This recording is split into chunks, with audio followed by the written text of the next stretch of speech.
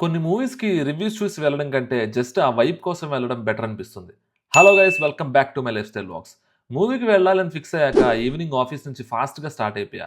ఇంటికి వచ్చి బ్యాగ్ పడేసి క్విక్‌గా డిన్నర్ ఫినిష్ చేసి ఒక యాపిల్ తినుకుంటూ వాక్ చేస్తూ థియేటర్‌కి వెళ్ళిపోయా.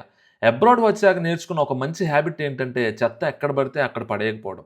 ఆల్మోస్ట్ 20 మినిట్స్‌లో యూసీఐకి రీచ్ అయిపోయా. అక్కడ ఏదో ఈవెంట్ జరుగుతుంది. అది తెలుసుకోవడానికి టైం లేదు. మూవీ 6:30కి అయితే నేను 6:50కి వచ్చా.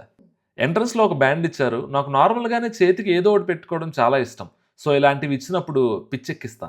చెలరేగిపోతారంతే. ఓకే. లక్కీగా మూవీ కొంచెం లేట్‌గా స్టార్ట్ అయింది. మూవీ మాత్రం నాకు చాలా నచ్చింది. కానీ అప్పుడే అయిపోయిందా అనిపించింది. స్టోరీ స్లోగా బిల్డ్ చేస్తూ మైకేల్ జాక్సన్‌కి ఎలా అంత ఫేమ్ వచ్చిందో చాలా డీటెయిల్డ్‌గా చూపించారు. కానీ కొంచెం లెంత్ ఉండి ప్రాపర్ ఎండింగ్ ఇచ్చుంటే ఇంకా సూపర్‌గా ఉండేది. మన తెలుగు ఆడియన్స్ మైండ్ సెట్ ఎక్కడికి పోద్ది? Thoughts it for today guys. See you again.